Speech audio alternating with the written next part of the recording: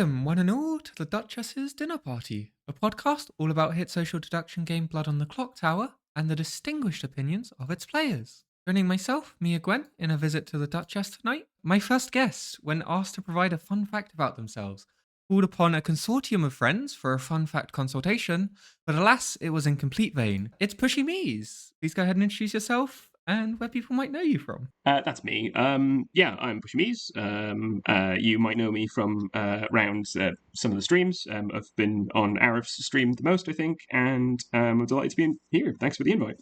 It's a pleasure to have you. My second guest, despite any propaganda you might have seen, is not actually a raccoon. It's Paradox. Please go ahead and introduce yourself and where people might know you from. Yeah, I'm Paradox. Been on a few streams like Patters and sometimes Arif, but more probably prominent as one of the few remaining survivors of a place called the Unofficial. Trust me, we're keeping things afloat, hopefully. But yeah, thank you. It's also a pleasure to have you.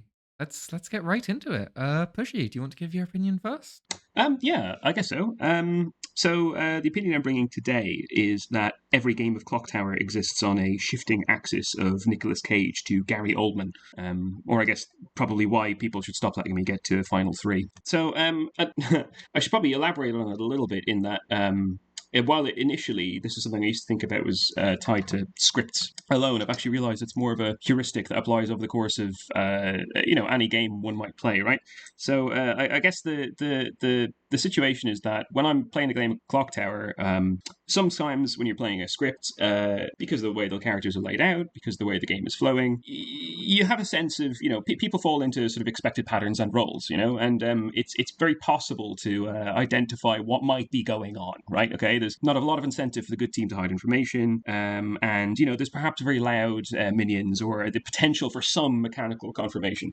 And I always associate this with a Nicolas Cage film, who I am a fan of, actually, his acting. But in a lot of Nicolas Cage movies, he's doing something on screen that is interesting, but it's always Nicolas Cage, right? You don't look at a film with him in it and be like, oh, who's that actor? It's like he's kind of always playing a variation on himself because he's doing it so differently from anyone else, I think, as big as he is. So some games, you can kind of get a mechanical sense of what's happening, and some scripts kind of have that going, and that's often where I'm a little bit more comfortable, and where I think a lot of people are more comfortable, or at least that was how I found it when I started playing. In contrast, you have the Gary Oldman kind of situation where I'll often watch a film with a friend or partner, and be like, wow, that was a great film, and the person I watched it with will agree. Let's say it's my wife. She'll say, yeah, awesome movie, had a great time, it was fantastic. And then 6 months later, we'll see, did you see that Gary Oldman was nominated for an award for Oppenheimer? And I'll kind of pause and be like, hang on, Gary Oldman was in Oppenheimer? And they'll say, yeah, Gary Oldman, he was President Truman. And I'm like, what? That was Gary Oldman? And I'll get my phone out and I'll Google it, and suddenly, the actor who I thought was a random character actor, his face will kind of change shape as I'm watching it, and it's very clearly it was Gary Oldman the whole time. And I'm aghast because this happens to me in every movie he's in. So I'll look over at my partner and realize that actually I'm sat opposite someone who could be Gary Oldman, and kind of back away to panic and catch my own face in the mirror and realize I myself could be Gary Oldman and not be able to tell. There's no way of knowing, really. It's far more uneasy, right? And that's often I get into those positions a lot when I started playing Clocktower. I still do. There's those scripts where there's a lot of incentive for people to hide and panic and be quite distressed. But I usually find myself a useful tool when I'm getting a bit lost, when I'm world building, is to stop and go, where are we? What movie are we in right now? Because if we're in the Gary Oldman flick and anyone could be anyone, that's fine. We're going on vibes and we're having a good time and we're not going to get stressed about it. And it immediately everything snaps into focus for me and things are a lot easier. So that would be my summary of that initial statement, I guess, and we can interrogate it further however you prefer. You can elaborate on what the Nicolas Cage movie is for the second point. Oh, I mean, any of them. When you say elaborate on what the Nicolas Cage movie is, I mean, do you mean what script one might correspond to, or? Yeah, you gave. I think you gave a lovely example of like a Gary Oldman is a game where anyone is anyone. What is a Nicolas Cage game look like? Well, I think for me, one of the key realizations I've had recently is a lot of games start off. So there are some scripts where you immediately were in Gary Oldman territory. I actually think I mean this respectfully. I think Paradox, you've designed a really. I can't remember the name of it. It was actually you ran it for me when we met Demon's Wake. I think it's Ride the Cyclone. I think that one sometimes has the potential to be a little bit Gary Oldman-y, right? Because you have the Zan, you've got some very powerful outsiders, but you have the Zan running wild there, which can make it a little bit difficult to figure stuff out. And it just depends on how some of those outsider abilities trigger, you know. And I think it's lovely that it has the flexibility to like snap between those two kind of registers. That we actually have some semi-hard mechanical confirmation, or at least like there's a chain emerging where someone's claiming to be the golem whose ability hasn't functioned the way they expected it to, right? And we can start to interrogate that world, right? But it is also one I think that has a lot of mistrust like brewed into it, right? I think if we're thinking like the base scripts, like I think that most games of Trouble Brewing, when you become used to it, when you've played a lot, like they feel like a Nicolas Cage kind of game, right? Where you can quickly get the sense of, oh, it's probably a Baron game, right? Or there's no Baron involved here, and so we should be identifying who, if any, of us are the drunk and moving on from there, and it starts to snap together. But in contrast, Sex and Violets can get a little bit off the rails, I think, it tends to slide a little bit more in the Gary Oldman direction, and I think that BMR tends to be half and half, depending on the demon, really. But if you did want me to cite a film that I would recommend people go watch that has Nicolas Cage in it, I mean, Face Off can't really be beaten, and Pig was very good as well. I've been meaning to watch Pig for years. It is very good. It is. Pig is definitely worth watching. He's doing a kind of serious dramatic thing, and it's a very well put together film. But he's still just being Nicolas Cage staring off into the middle distance, right? He's still Castor Troy, who's threatening to take your face off. Like you can never break out of that situation, Like the person claiming, "No, I'm definitely just a saint," is probably the demon, right? And like they might be the saints, of course, if saints are ever real. But like there's mechanical information we can track and follow. I think. It's taking like so much strength to not just sit here and ask you to put like every single character on this scale and just like that's the entire hour. Well, like I think it's more interactions between characters, but and not just interactions between characters, but also like social situations emerge, right? That do it, like because it's quite like I know it's a kind of like lighthearted, jokey kind of opinion to hold, but it genuinely does help me to sort where I am in games when I play. I think so. What I mean by that is like one of the points where I often find I feel I'm at my weakest in games of Clocktower, and I'm always a good player in this situation because I seem to never pull a red token. Is when you're getting down to kind of final 5, final 4, sometimes final 6, depending on the demon. And there are factions that are developed in town, and good players are being very worried about their information, right? Because they're afraid it will signal where the kill needs to go, and you've fallen outside of that, right? For whatever reason, or you've been pocketed, or you're worried you're the marionette or something. Sometimes you just need to say, "This is fine. We're falling back on the socials, and that's okay." we can no longer be certain because I think it becomes quite apparent when you play the game regularly that this is not a game that has any or at all, not even regularly. This is not a game where it is encouraged, I think, for Grims to be immediately solvable by mechanics, right? But I think even when we know that's the case, people often think that is true or act as though it's somehow true, right? And more often you need to be reading what a player is doing rather than what you think the character you think they are might be trying to do, if that makes sense. So knowing when to turn that switch in my head, because I do think it is better to jump between those two positions, for me at least, with the way my brain works. I think that's something I found quite helpful, really, that sometimes when you're lost, it's okay to go, we're stepping way back, we're no longer looking for the Zan, we're trying to identify which of these three people are pulling the wool over my eyes, basically.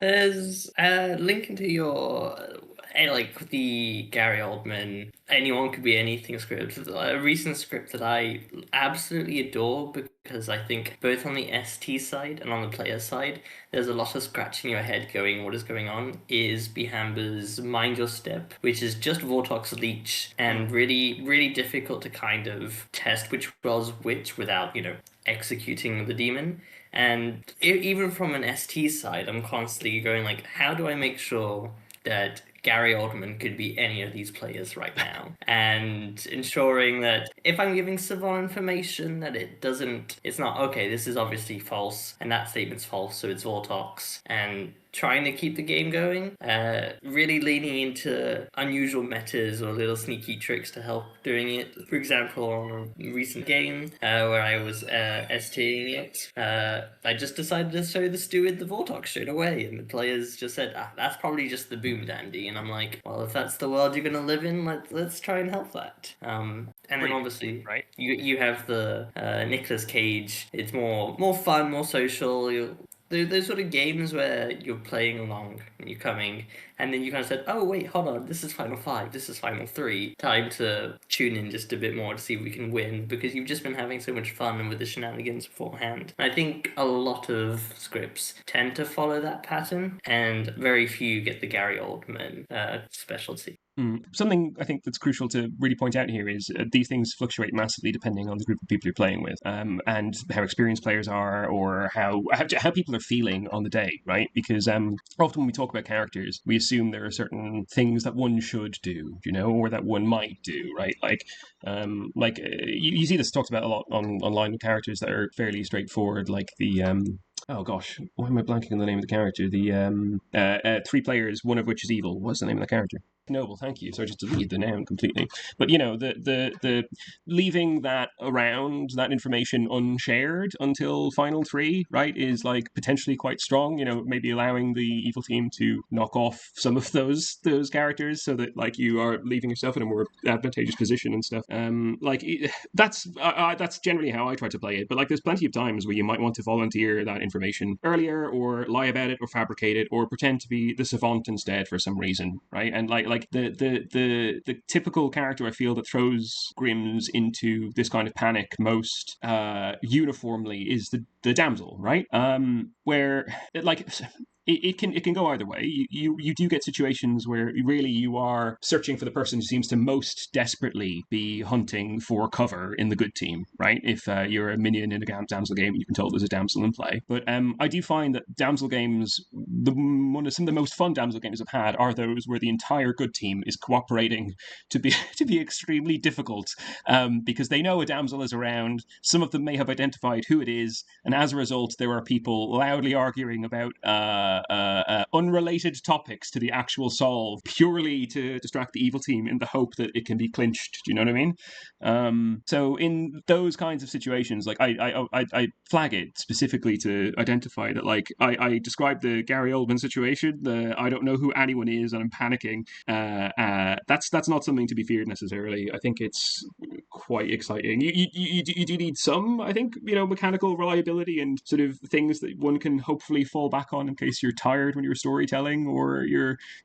brain's not all there for any of your players. But yeah, those more difficult games I think can be a lot of fun. I really agree with this opinion, and like it's a very novel way of presenting like the different range of games that you find yourself playing in. Because I think that is one of the great strengths of Clocktower is that yes, it's like Werewolf but with information, but also just play an atheist game and fuck around and just have a blast, right? Yeah. And I should flag now that obviously neither of these men are necessarily people to I would say they're outstanding role models necessarily. I don't know very much about them apart from the various controversies and their movies that they're in that are very good. Please feel free if anyone wants to use this kind of heuristic to, I don't know, make it like the Tilda Swinton and the Emma Thompson or something like that, right? Who are as or more worthy, but maybe their specific vibes might not slot in as well. But outside of the joke, the thing that I've genuinely found useful about thinking this to myself in probably more games than I should is there's often a point where things flip over, right? Oftentimes where I think a lot of people will articulate it as, yeah,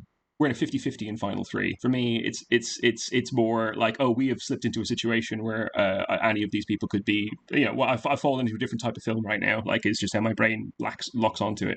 And identifying that and being comfortable with it and not tying yourself down in the mechanical deduction can sometimes be a thing you need to let yourself do. Right? Or it's been helpful for me anyway. Something I personally improve. I am not the greatest social player. I love using mechanics and like pushing on mechanics first and using socials to supplement that, whereas like, well, mechanically this player is a world, but it would require them to have like done this weird social thing, so that's not it. But recent game where it's like, oh, I voted on who I thought was the demon, they get counter-nommed and the person's accusing, and I'm just like, oh yeah, Emma, of course Emma's the demon here, because Emma's focusing too much on mechanics and not socials, so of course it's Emma. This is a really key thing, I think, right? Like, often when I see people talk about character strategy, especially like when a new character comes out, right? There's a lot of workshopping, like, these are the 5 ways that we could play this, right? And where some of the advice that is excellent that is given on the wiki, for players that are new to a specific character, a lot of it is like, well, a knight might behave in any of these 5 ways, right? I found that's unstable advice to give. And perhaps that's an experience thing, right? Because I think I have, a couple of 100 games rather than a couple of 1,000 games, and maybe I'll change my mind in another couple of 100. But I think it's often more useful to try to read a person than it is the character you think they are, right? For obviously, because they should or could be lying about the character they are. But looking at the way people shift, whether they're good or evil, as you say, paradox, right? I think is so much more revealing, because I think I often come across as extremely suspicious when I'm talking to other good players, right? And some of that is because I'm naturally a bit shifty outside of the game, I think, and some of it is because I'll often trip over myself or put my foot in it in a way that can be mistaken for being an evil player. But I often think that like a couple of days of confusion is fine for the good team if it potentially causes the evil team to slip up, So I will just happily hide what I'm doing, you know what I mean? In sometimes nonsensical or non-optimal ways, even if I am trying to play for the win as opposed to for the shenanigans, But I think I often have quite a few very obvious tells whether I've shifted from good or evil, and part of it is that I'm much more comfortable when I'm, in the rare occasion when I am evil, I think. I think a huge thing is looking at how people are behaving, not how you expect the mechanics to force them to act, right? I have 2 questions now. My first question is, so why does this mean we should stop letting you live till final 3? Oh, okay. Well, because sometimes, okay, I do worry that despite the fact I said, I should be comfortable shedding the chains of I have to get this solve out, right? I have to actually figure out the most likely world. Sometimes I think I am a bit hasty to go like, do you know what? It's 50-50. We're gonna shoot. So, and I think I tend to survive unusually long till final 3, possibly because of the shifty thing I mentioned earlier. But I think in well over half my games as a good player, probably I would say, I haven't looked at the stats, I'd be willing to say about 66% of the games that I play as a good player, I make it to final 3, and I end up being the person who has to place that nom. And I think I can be a bit cavalier about it sometimes, right? That said, this heuristic that I've mentioned, the cage Goldman access or whatever, it's to give you the freedom to make those decisions comfortably, I think, right? Is where I think it's most strong. I think it gets past some of the social anxiety of, oh no, I might ruin the game for my team or humiliate myself in some way. Yeah, so that's why I think that I should be not sent to final 3 as often, because I will just, I'm talking to the good team, right? The evil team, maybe you should keep me around, but like I'm gonna shoot the wrong direction sometimes, right? On arbitrary, for arbitrary reasons. That's fair. My second question, how can you adapt this scale for either a general or amnesiac? General or amnesiac? Oh, that's really interesting, actually. I think. Well, I mean, amnesiac. Is Nicolas Cage, oh yeah, you're hot with your ability, and Gary Oldman is you're cold? Yeah, I mean, one could do that. I think with the general, like it might be like a little bit easier, right? Like you might just because like I think often a big. I mean, maybe it's me being paranoid when I play this game, but I do think that when you're the general, or when you're running the game for a general, sowing paranoia is like crucial. Do you know what I mean? Or like how comfortable or uncomfortable they might be with the responses you get. Because if you're the general and things are going as you expect, the role feels like, okay, I feel generally comfy with how things are going. But there's those instances of, oh, by the way, evil's winning when you are certain you're in the right world, right? That tends to, yeah, leave you questioning yourself. Have I been poisoned, or are we just completely in the wrong space, right? So I suppose we could find maybe, I don't know, like two generals from those the movies by those two actors and like try to apply try to apply them to them. But I think what I would say is trying to think about that logic of like, or what's the general's role here? Is it to mechanically confirm that we're in the correct world because the team you think is winning, or the team you think is losing, or is it just to shift the social dynamic? Actually, the good team are a bit too comfortable, and the poisoning, the sweetheart has died, and we could drop that sweetheart drunkenness on the general. That seems like like if things change too rapidly, that's obviously a signal to the general that, and maybe the sweetheart is confirmed now, But if you can, like in a turn or two, or a couple of days rather in the game, like suddenly throw a wrench in the brain of the general, that might be useful. And as for an amnesiac, like I'm working on a Nicolas Cage themed script at the moment, right? So I want to be a bit careful with some of the getting some of the roles out there. I'm still workshopping them, but I think honestly, yeah, we should be doing more custom scripts based on people's filmographies.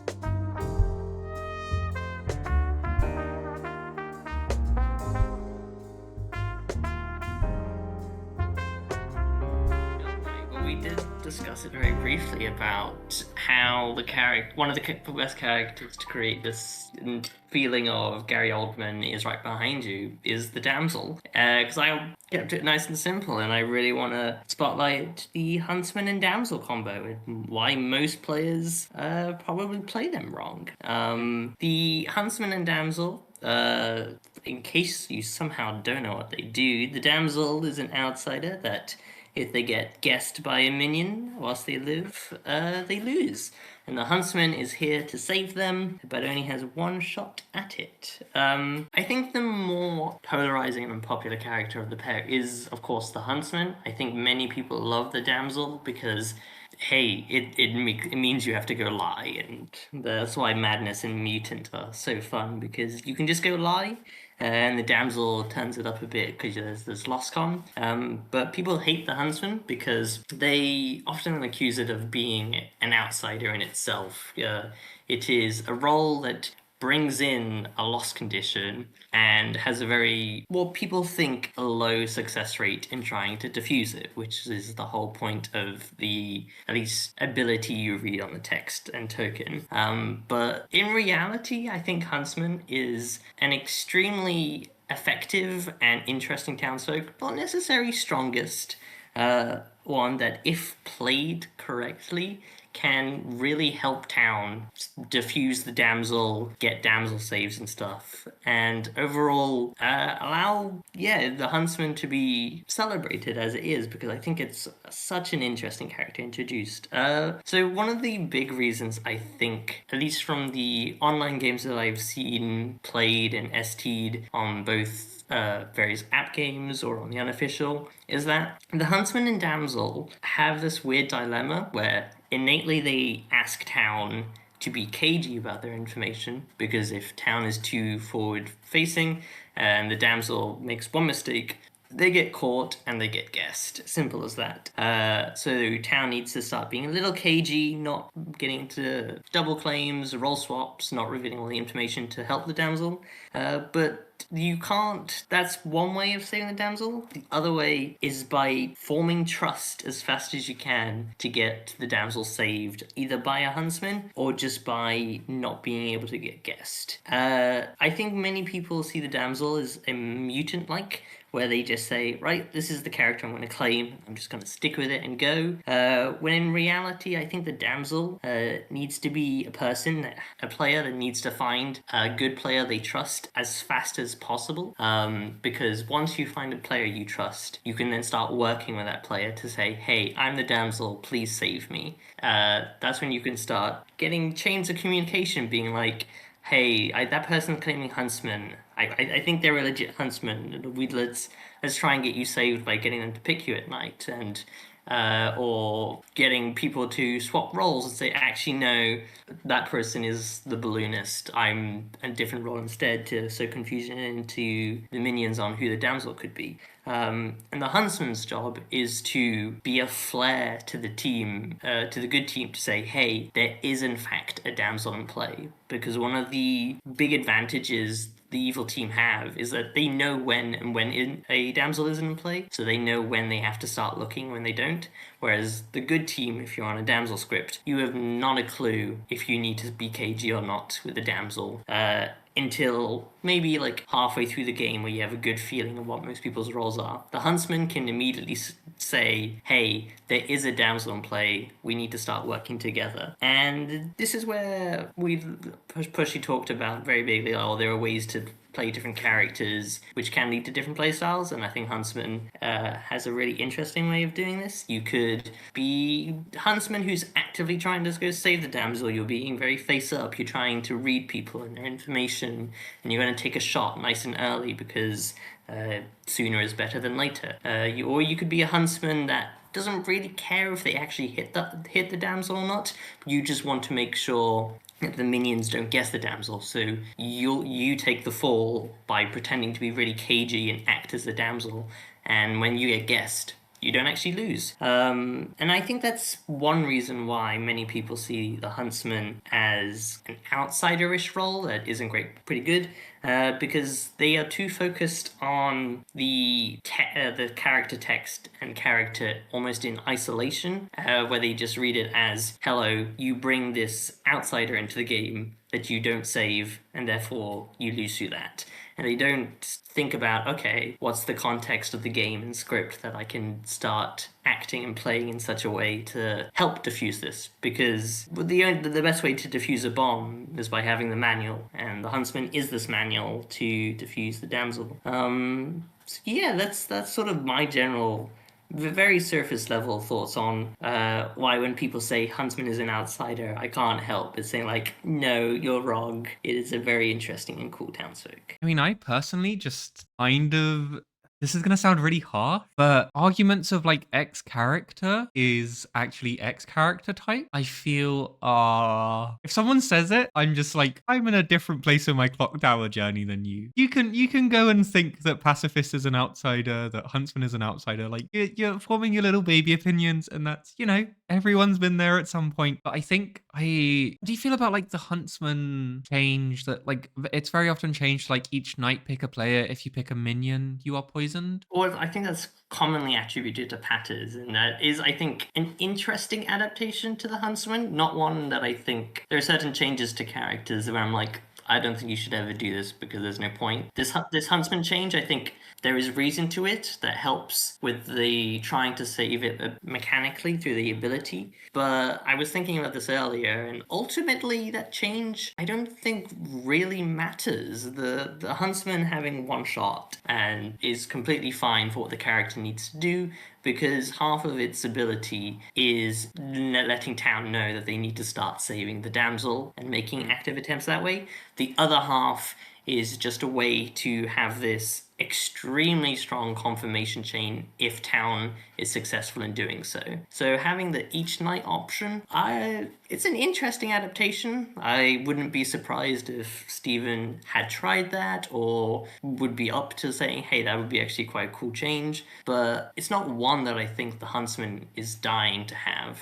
It sort of feels like a different character almost, in a way that's interesting. Like I quite like that modification existing because I think it fundamentally changes the structure of how the Huntsman works. Or I imagine it feels like it would for me if I was to storytell it, purely because you keep picking all game long, right? I think it destabilizes that very strong confirmation chain that you sort of just suggested, So, but it does feel remarkably different, I think. And also, the once per game Huntsman, you take your shot, you go talk to the player, and you do that, hey, I'm the Huntsman, I chose you, did anything happen? If they go no, you know that, oh shoot, the damsel is still in play, so I need to start doing stuff. If you're doing blind pick a night Huntsman, the damsel in that world probably still out, so they got changed, but there's also less of an impact, I guess, where the Huntsman is just blindly picking and then goes, oh yeah, I picked the damsel, Yippee. There's potentially less intentionality behind choices sometimes. Like I think that Huntsman and Damsel, their abilities complement each other in the sense that the Huntsman has a once per game and it's a risk to take a guess on, but also the counterpoint to that is that evil have that risk of its once per game, and the cost to evil is that you out being a minion, which is then probably going to get you executed. And I think it's like TPI very much like characters that kind of mirror each other as good and evil, and I think that the Huntsman should have the uncertainty that minions might potentially have, because it's not always adding in that loss condition. Sometimes it's just ensuring that loss condition is in play, and like more often than not, if it's just ensuring that that loss condition is in play, it's just a way to neutralize that loss condition.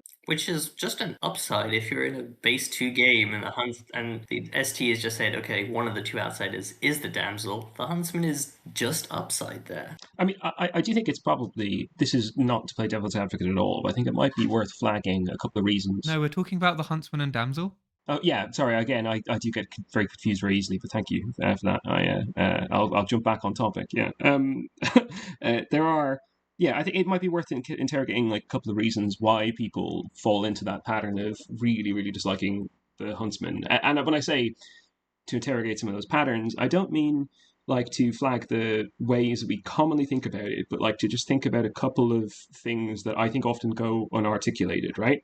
Like the first one, this is maybe not one that goes unarticulated very often, but the first one is I do often kind of, and as politely as possible, I often see the Huntsman run wrong in terms of how it goes in the bag. Like I have seen it twice in the wild and at least once less in the wild, where it's just run as almost like a Fangu plus one outsider situation, which is not what the role does at all. But I think I would say there's a non-zero number of people who have been exposed to games where the Huntsman is only ever there to add that character, right? Or is the outsider modification on the script, oddly, right? Which feels like a mistake, right? But more than that, I think that there's the issue of people being on like meta inertia with certain characters, right? Where certain characters are played in certain ways, and it becomes almost, it becomes the zeitgeist. It becomes the way they are thought about, and then it is often difficult to push against that flow. I think for a long time there's been some dislike towards the Huntsman. So when new people enter the hobby, or when people first play in a Huntsman Damsel game, there's an instinctive distrust of it that makes, I think, storytellers a bit afraid to do some of the exciting, and players afraid to do some of the exciting things you suggest. Like I very rarely immediately out as Huntsman, which I realize after, as soon as you said it, is like the most straightforward, obvious thing one should be doing as the Huntsman, right? I definitely play it backwards, and I think I need to be a bit bolder about using that obvious chunk of the character first, really. But it's really hard to break that negative opinion once it forms, like as with the other examples that Mia listed, like with the pacifist, for example, I think on the topic of like fun things you can do, I have two really good examples. If you are an evil team and you have a Huntsman and a Damsel as a bluff, you should claim to have been turned into an in-play character. If there's a fortune teller throwing a ton of shade your way, oh, I got picked by this player last night, I was the damsel, I became the fortune teller, we can now distrust all of this information. It happened to me as a good player where I think it was really annoying. I was the snake charmer bluffing a character, and then on the second night, the Huntsman picked the damsel, and the damsel became my bluff, and then the damsel just like came after me for like 2 days, and I was just like, I have to die here.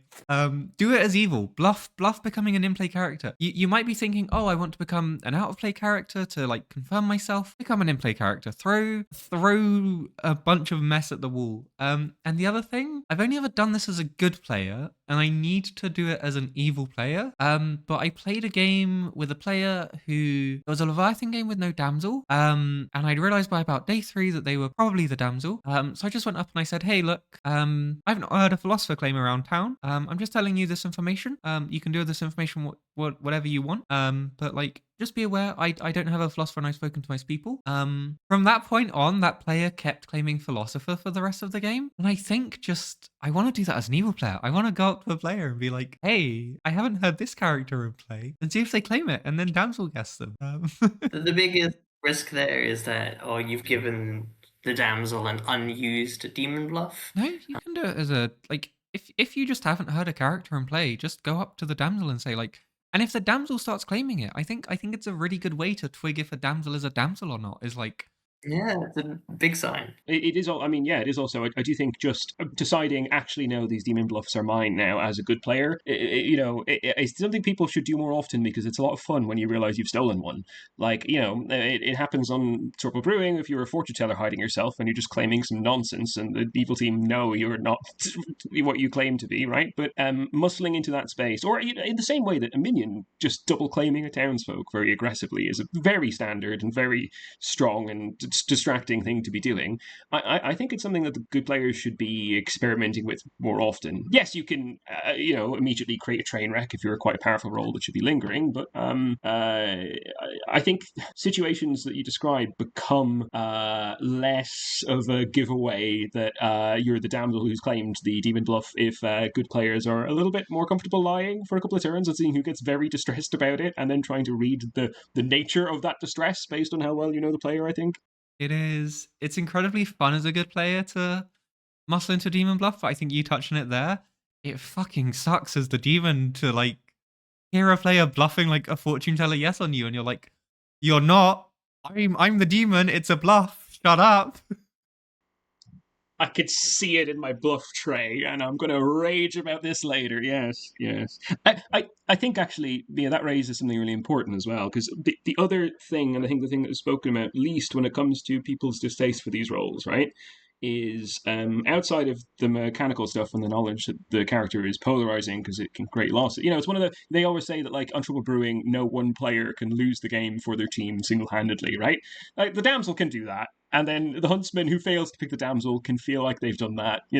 Like it is a very mechanically demanding character, right? That is a very simple character to explain to someone.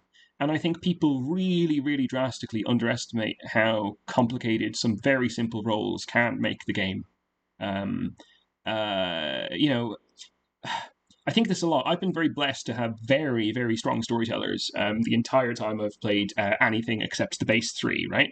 And also all of the people who've run base three scripts for me have also done a fantastic job. But moving into those more difficult scripts, like it can be a real minefield, right? Like when I'm a townsfolk in a damsel game, I as far as I'm concerned, it is my role to create cover for the damsel for the rest of the game until I think they're safe. Right?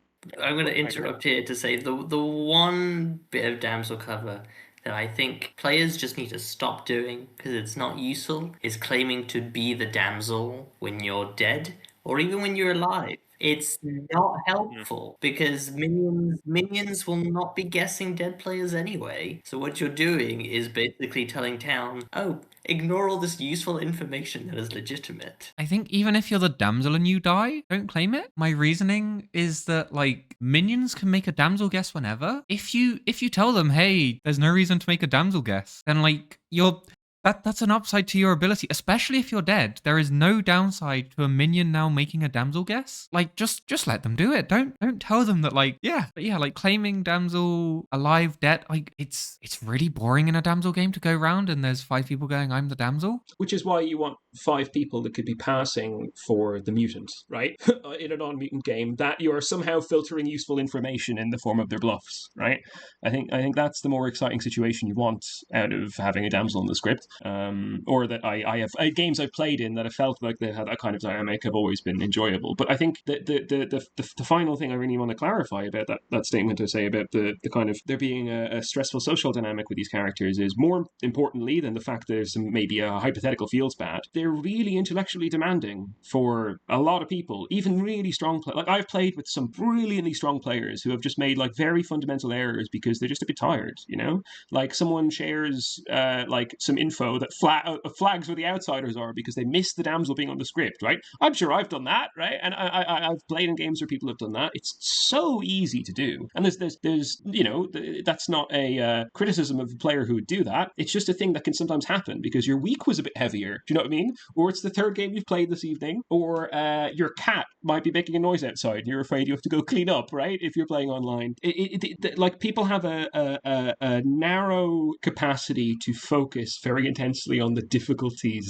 of playing this game, I think. And there are some of us, right, and not myself, who are brilliantly gifted and do an amazing job of holding 3 possible Grims in their head and determining which is the most likely one according to how a bag might be assembled. But it is very easy to become socially overwhelmed by the demands of a character like the damsel, or like the heretic, or the atheist, or the amnesiac. Like many of the characters that I think people love the amnesiac, but those other characters are ones that people often find quite stressful if they're not me, right?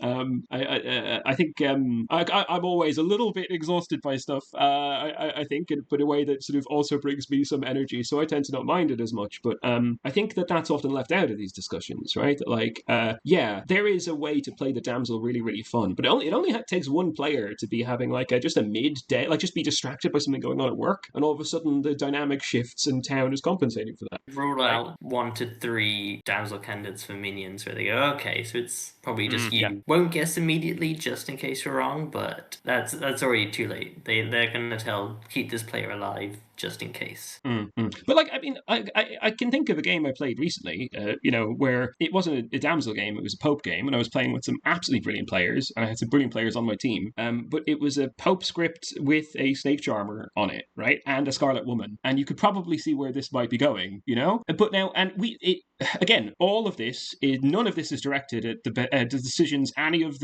my teammates, because there was a few times I pulled a red token made. I pulled the Scarlet Woman, and we had spoken about how if you're the Scarlet Woman, you should probably be lying to your demon, right? The 2 of the minions available on the script were like quite mechanically provable. One was like the marionette or something. I don't know. And one was just, Serenovus, things that could be identifiably in play, and the other was the poisoner. So immediately, I have to claim poisoner, right? For just to have a little bit of rudimentary cover in the event of the inevitable snake charming, because there's no way this is not an Oops All Snake Charmers game. But my other minion, despite the fact that they'd not, we had discussed it aloud, it just slips their brain to lie to their demon. Because why would you lie to your demon, Which then, when the demon turns to me and goes, so what are you? And I say, oh, I'm the poisoner. And there's a moment of silence and immediate panic from both of us. Like, that we ended up having a great time. There was snake charming happened. The snake charmed demon was incredibly gracious at how it all went down. And I think everyone had a wonderful time. Myself and the other minion had the time of our lives, because the new demon killed both of us in sequence without realizing we were the evil team until it was too late. It ended up being a marvelous game. But that player who made that tiny little hiccup, right, of like, we've talked about this 5 minutes ago, but something has happened and I haven't remembered to do it. Like, that can happen to anyone at any time. And I think a lot of people have had those wonky experiences. Like, I often think when I build scripts, I imagine how, I think this would be played when everyone is playing optimally. But I think it is worth considering how things can go very south very fast if, you lose concentration briefly.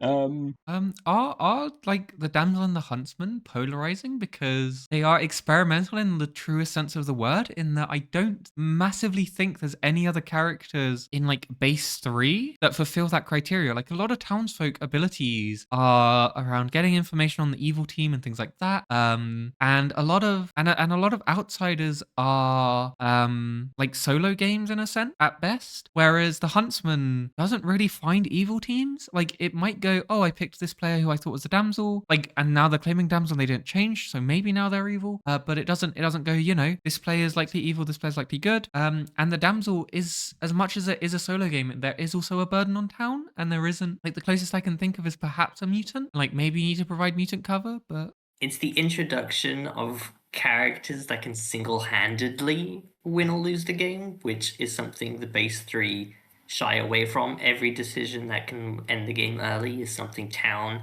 has the opportunity to collectively discuss. Midnight in the House of the Damned, which is the script that describes itself as having these immediate win-loss conditions, is described as an expert script. And is it just players having, they jump into these things maybe even too early, but even like one bad experience is enough to turn someone away from a character and not like a character. And it takes a lot of work to get comfortable with these characters. I think we've all had a situation where we've played a game with someone who's like maybe on their first or second game and they've pulled a spy on Trouble Brewing and have had a heinous time, and and they either took some convincing to come back or they never did. You know what I mean? I think that the most straightforward thing with the polarizing characters is that they tend to either have the potential to create quite a feels bad situation, have the potential, I think, to create a mini game that feels somehow in opposition to the typical rhythms of Clocktower, be that the cult leader, right, or the heretic having this, oh god, what are we racing the evil team now to once it's been outed in some way, or are we now playing Count the Heretics rather than playing a heretic game, right? But the again, like, the other third thing I think that tends to create a lot of frustration with characters is all the mechanical nuance and beauty of this game just out the window? Because Atheist is on the script and we're just doing whatever we want, it's just silly Atheist every time, even in a normal game, right? I think I think oftentimes some of the criticisms that get pointed at these characters are to do with their complexity, and specifically, I think people running them too early. And this is not me saying that there's a prescriptive, you should play X number of games before you run these things, but I think when you are running them, first time you're running them, you should assume you might be running into some stuff you've not thought of, and that there's probably a reason they're associated with extreme, with expert scripts, right? Because that difficulty can, a character doesn't need to throw you into a Gary Oldman situation to explicitly in the way the Atheist might, or the Pope might, I suppose. To do so, you could have a very straightforward, just putting the damsel on Trouble Brewing can create a situation that is, or the mutant on Trouble Brewing even, right? Can produce situations where suddenly things are a lot less clear cut and a lot less straightforward. And I think some people do not play this game for that reason, for that style of game. And that's not the kind of style of game that you get at the beginning of the game. And I think that informs people's opinions of what they like in the game. And so once they meet that friction with these characters, it turns them away, and it's very difficult to get someone to keep going, if that makes sense. Yeah. I think it's much nicer to run into those really gas. I mean, there was a game that was played on stream recently where we tried the new Legion Jinx, which was where we played the Legion Jinx very, very incorrectly, I think, as the evil team. And the new Legion Jinx, for anyone not familiar, is that if there's a Legion magician in the same game, the magician wakes with Legion, and they might register as Legion. Is that the rest of the language? I can't remember the tail end of it. They wake as Legion. They might register as evil to Legion. That's right. Yes, of course. So I kind of blocked it out of my head. Yeah, and I stand by that. I think it actually, if a group of people got used to the rhythms of that Jinx, it could probably be quite fun to play. But I feel that most games that have that Jinx working will fall into similar patterns. I think will get old. So I don't know if it is worth it to play it enough to get into the rhythm of having fun with it necessarily. Right? I'd rather play scripts that I know I have a great time enjoying, or new ones that might be fun, than ones I'm like, okay, I think I know how this is going to be, once we know to all immediately claim to be the magician when you're on the Legion team. That's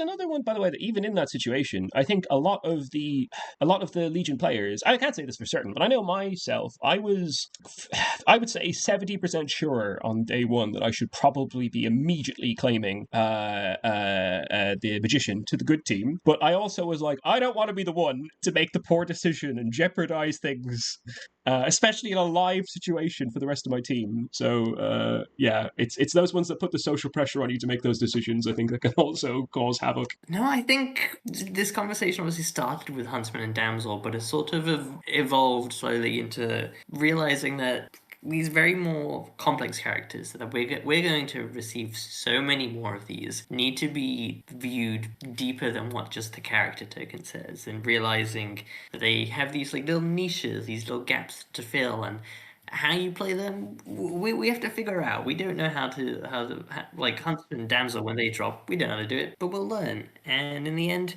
they're really cool ideas and should be accepted. There's an element of humility of I would consider myself an experienced player at Clocktower, but there will be characters that come out and they will make me a new player at Clocktower again, which is a weird experience, but I can't just go in with like they're going to fundamentally shake things up, and I can't go in as the experienced player I think I am and form an opinion in one game. I need to be open and willing to treat it as if I were a new player and just keep going at it until I can actually form an opinion. Like, it's not enough to do one game and bounce off it. Do 3 or 4 so that I can actually understand why I'm bouncing off it. I do think that there are characters that I prefer to play with and rules I prefer to play with and ones I don't enjoy as much. But I do strongly believe that a really good storyteller, or no, it's not even that, because I play with so many storytellers now that are of similar brilliance, but like because storytellers have different demeanors and styles and ways of going about it, so many characters that suck, right? that don't actually suck. So many characters that are excellent just need the right storyteller running them in the right script, and they become the best character you've ever played with. I've experienced it on multiple occasions, right? It's saying it's a skill issue is definitely the wrong word. I think it is a willingness to find the brilliance in a lot of these tokens, because it vastly improves your experience of the hobby, I think. Can I just briefly, just while we're on the subject of the damsel, just say that I feel like I unlocked an achievement the other day. When I played in my first ever Pope game, I pulled the damsel token, and on day 1, the other damsel picked me as the damsel, and they were on the block, and so I let them be executed. I didn't want to be like, they must have been the huntsman signaling to, or they're not the huntsman, the librarian signaling that actually, no, keep me alive. And then when I went to speak to them, like, so you're the librarian, then they were like, no, what are you talking about? And I was like, well, I'm the damsel, and they were I don't want to have this conversation anymore with you. So I really enjoyed that experience. So it was a good game.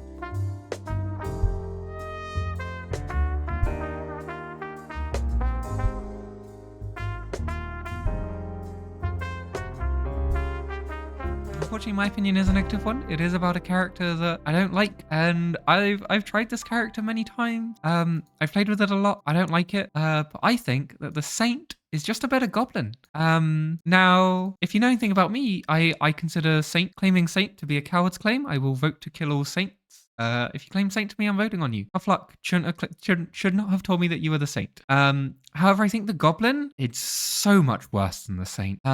So the main reason I think this... Do you mean less powerful or less effective as a character when you say worse? No, I when I say worse, I think it is, every single time a script has a goblin on, I would rather see Saint. This is because I think goblin encourages what I have called goblin fatigue. So what do I mean by this? There are reasons for both good and evil players to claim goblin. If you're the exorcist that gets nominated day 1, it's the 7th nomination, no one's got on the block, you're a powerful townsfolk, you want to stay alive, there's an easy way to do it, you claim to be the goblin. And now, town is scared of killing you. Wonderful. Same exact reason goes for the evil side. If you're the goblin, you want to claim goblin because it gives you a chance to win the game. If you're the demon, you want to claim goblin because there's a chance you won't die. There are reasons to claim goblin throughout the game.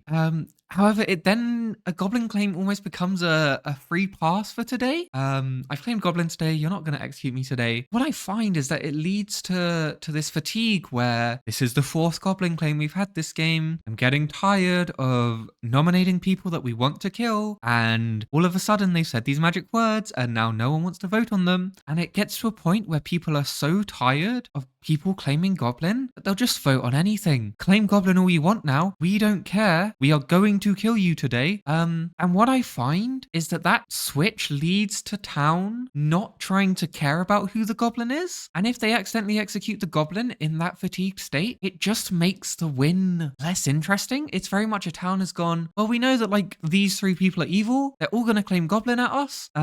Let's just shoot. Like, especially because once you start claiming goblin as an evil player, you're incentivized, I think, to stop becoming outed evil. That means you're gonna nominate to mess with Town Crier. That means you're gonna like act together for like Flower Girl information or things like that. And I think it's just that overwhelming, like it's such a loud minion in terms of how much space it takes up in a game compared to a Saint.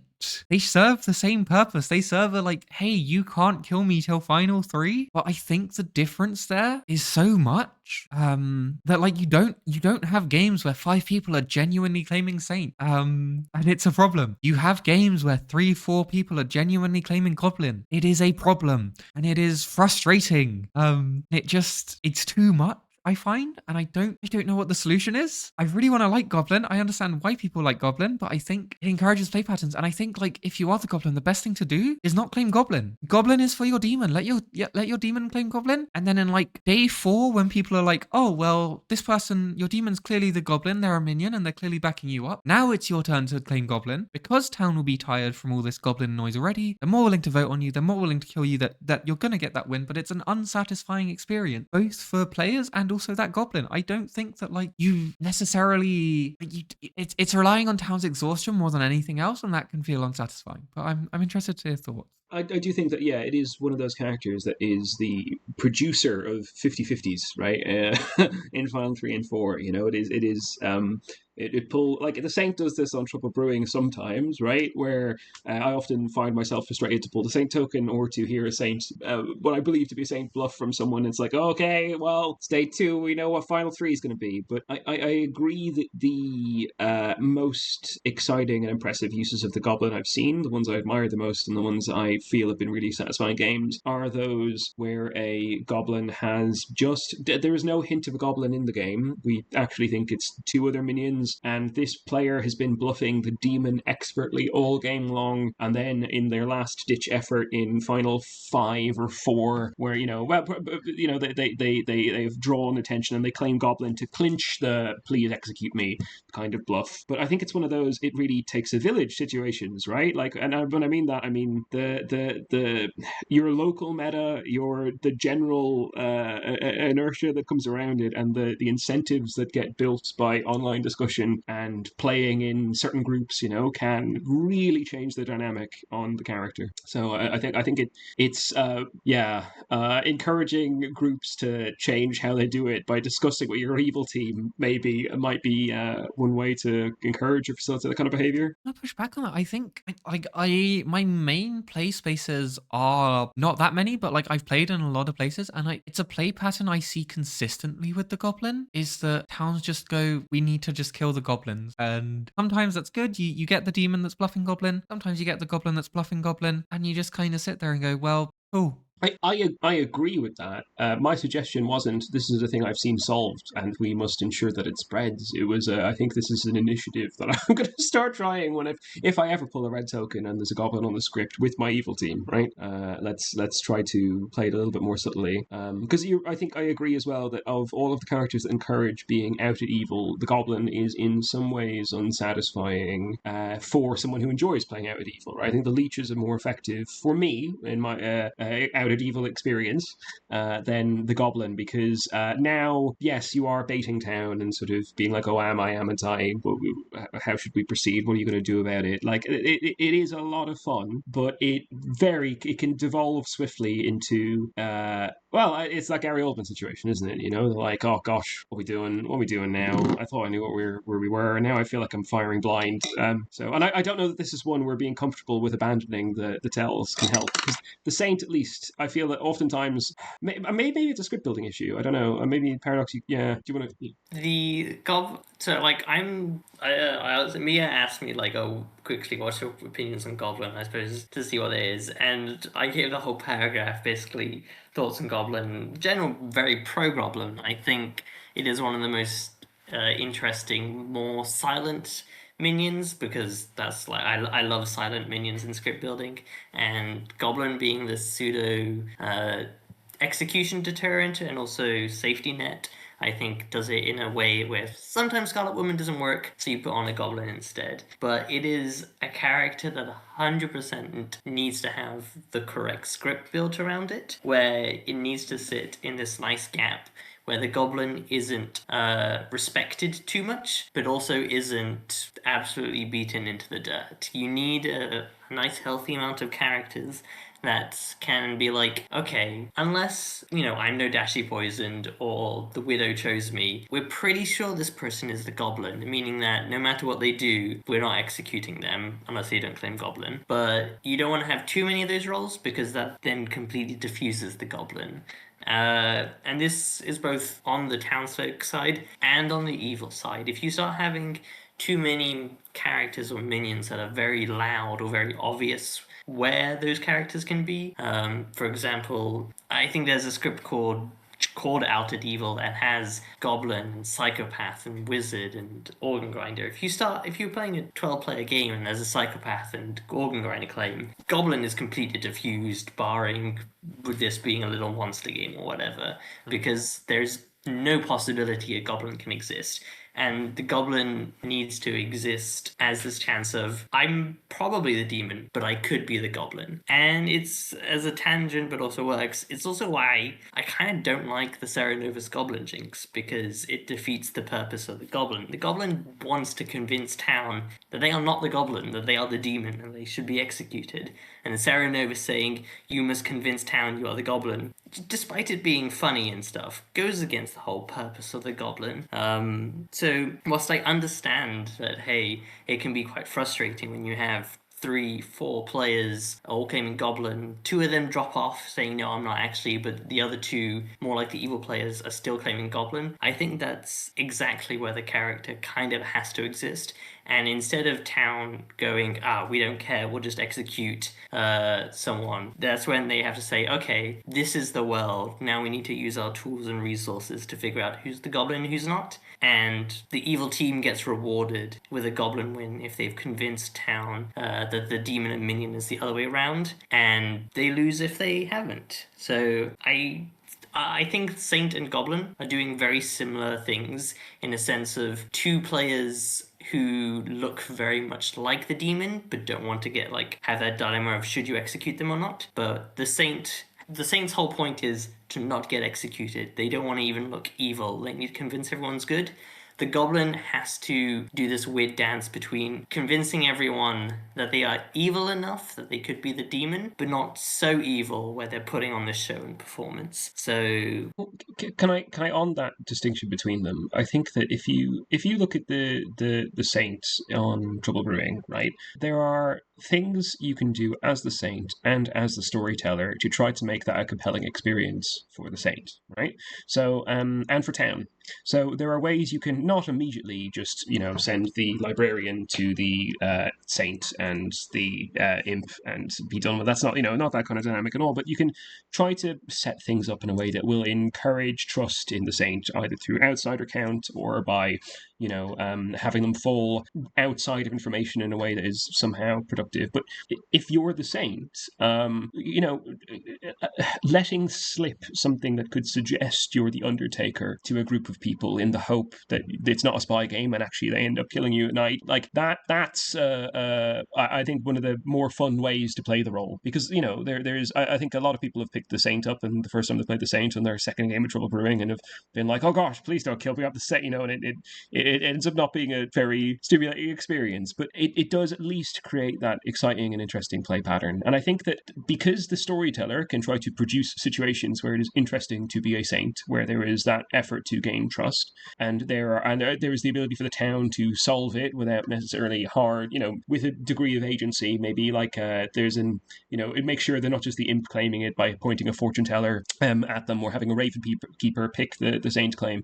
I think it's much more difficult to do that with an evil player where you're supporting the bluff, right? Because supporting a Goblin's bluff too much does just feel like you're kind of handing the game to the Goblin, I think, in a lot of circumstances. When script building, I feel like you'd want to create an environment where it is possible for the town to come together and not just from the social dynamics, but maybe with some mechanical capacity, have some ability to distinguish between the minions and the demon, where there won't be too much jumping between them, right? And there's the obvious ones like the town crier info and the flower girl and stuff. Maybe we can incentivize certain voting patterns, but I feel the evil team can push back against that a lot. I feel like artist question is a bit too obvious and straightforward, but I can't think of many scripts that I've seen really convincingly create that situation where the Goblin has the same kind of compelling capacity as the Saint. Because I share Mia's opinion with that, I am often happy to just push on Saint's claims to see how it goes, but I'm often less invested in doing so with the Goblin, because I think there's less to gain from it in terms of the kind of information you get from the player's reaction, and I don't know if you'll agree with that, or if you've seen scripts where it's been set up to be a more engaging experience, more often. My question here, and I think you touched on it briefly, it's very easy to say like build better script. What does a better goblin script look like? What characters are like no-goes on a goblin script? What characters are more open to having goblin on them, in your opinion? I think artist was a nice one. I think artist is an incredibly It's so strong. yeah. Yeah, so artist is just busted. So Yeah, it's obviously rough. But I've got the script tool open almost constantly, and I'm looking the ones that I think are very very risky or very dangerous with Goblin. Probably include stuff like Imp and Barber, where there's just you could just be you could have been the Goblin, now you're the demon, and it's really difficult to tell. Something like Typhon is probably it's doable, but very difficult, especially if you have a neighbor. It feels like you're building the 50-50 deliberately there, do you know what I mean? You could put the goblin at the edge, and that's quite interesting, but yeah. And then whether it's a good or a bad idea, it's up to you. Characters like, Investigator or something like Ravenkeeper that can just outright prove or disprove if someone's a goblin. They could go either way, and I think that depends on the rest of the script, but go ahead. Yes. Yeah. Investigator's such a feels bad. Imagine, like, if you're the goblin and day one someone goes, well, one of these two players is the goblin. Go home, pack your bags, go sit this game out, go play another game somewhere, travel out. It's fine. It forces the evil team to either accuse the investigator of being evil for some reason, or has some sort of misinformation, whatever is present on script. And I think I think one of the key things is really, I think I said this word, and I said a bit earlier on, when script building with a goblin on it, one would hope one could create a situation where town could come together and with some agency determine what's going on, right? Because I think that's the big problem with the investigator, that it's just, we're immediately in an interesting position now, and I say interesting with heavy inverted commas, right? Like ideally it would be a role that has the ability to choose. I do think the fortune teller could be possibly interesting, or something that has the ability to determine like to distinguish between minion and demon, I think is the interesting one, because that forces, I think, the goblin to, or suggests to a goblin, there's no forcing in this game really, like it suggests to a goblin that they should maybe hold off on identifying themselves one way or the other, so that the that role can't then be directed towards them. Like the Ravenkeeper is again one I mentioned because it's on Trouble Brewing, is often used to sort the Saint out and is a kind of one and done. It's a massive investment, often used to identify specifically the imp or to clear up a really dangerous character like the Saint. But I do think that with the Serenovus Jinx, I do differ slightly in my opinion to Paradox, because I do think that is a little bit of a metagame issue.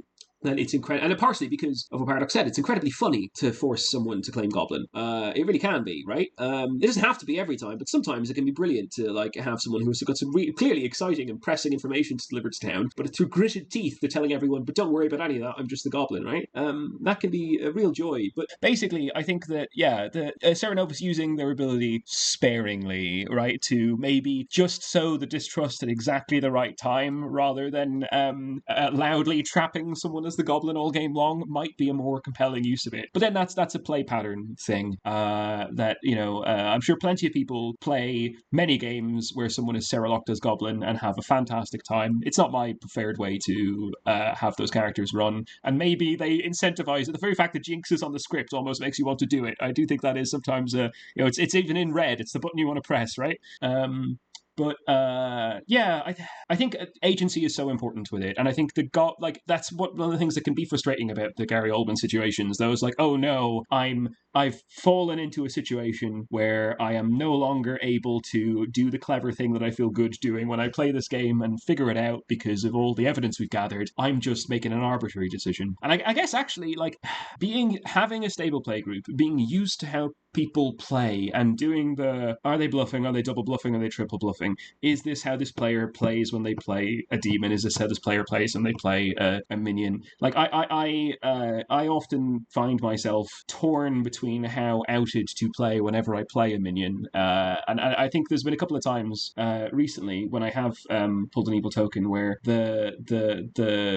I often end up coming across quite demon-y, I think, because I err on the side of caution with it. But choosing to read the players is, I think, the where the fun comes from that Goblin situation, where you're in the 50-50 in the final three, right? Where we have to remember it's not just mechanics, right? There is this fully social element to this game, and it can be really difficult with a group of new players, or with unfamiliar players. I think it's a thing that shines with a regular group, with people you're used to.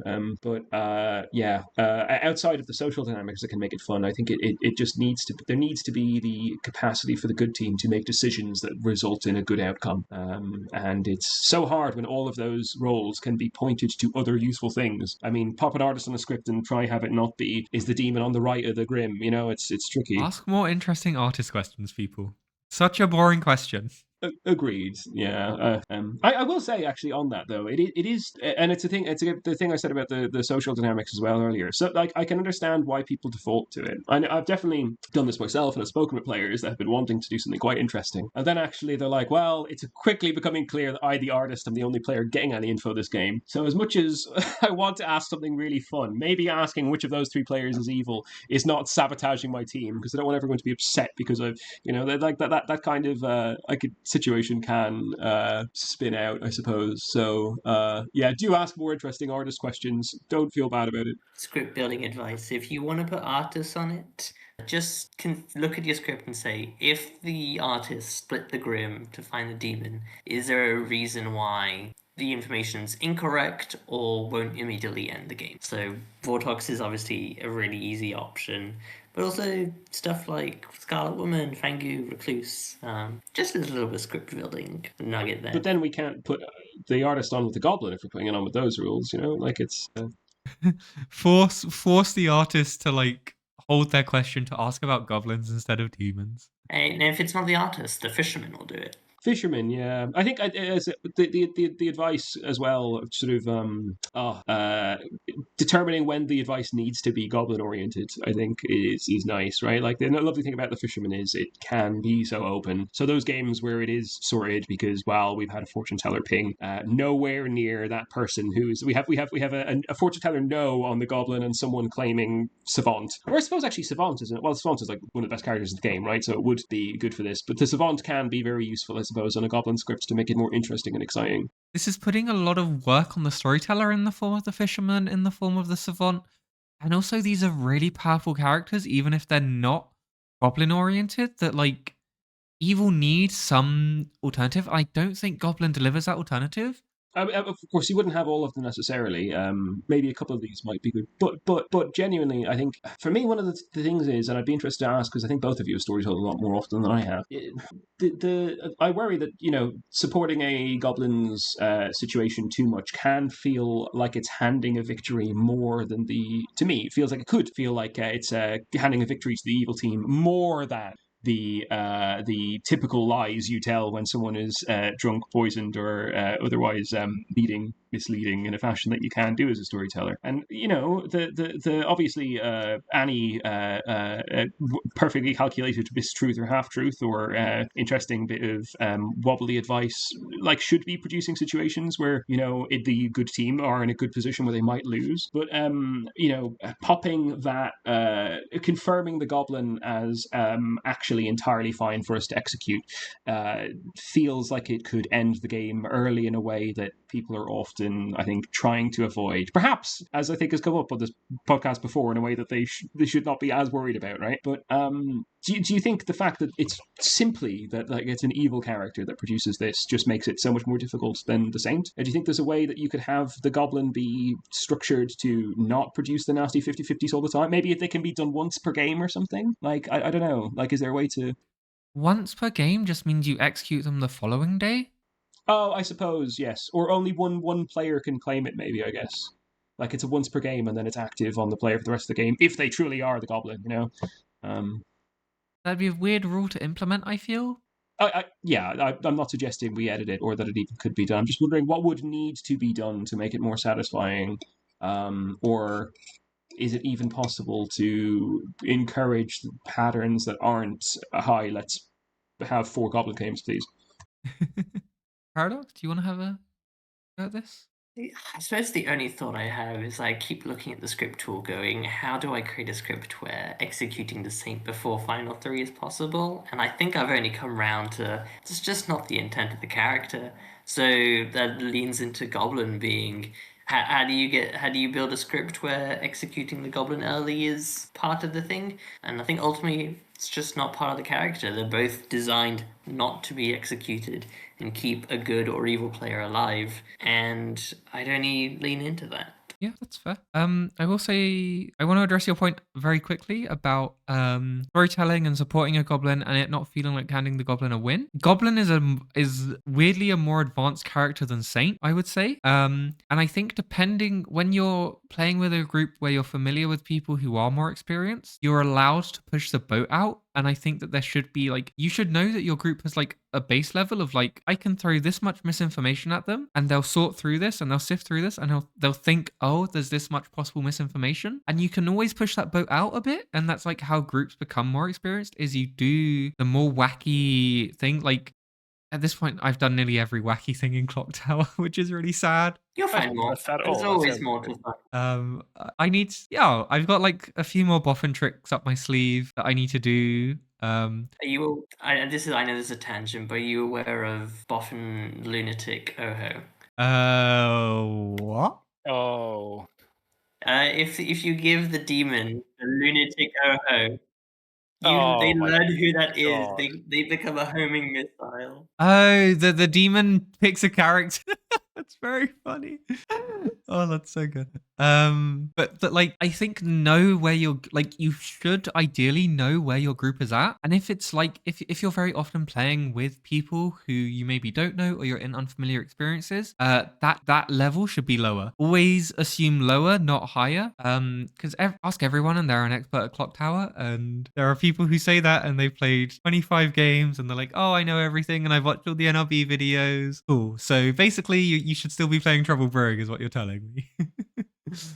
Yeah. Any final remarks? I can recommend some decent ones. I would say Face Off is a blast. Like, it's a movie where, like, you know, what's his name? Oh wait, the actor. What is it? Yeah, John Travolta, not Tom Cruise.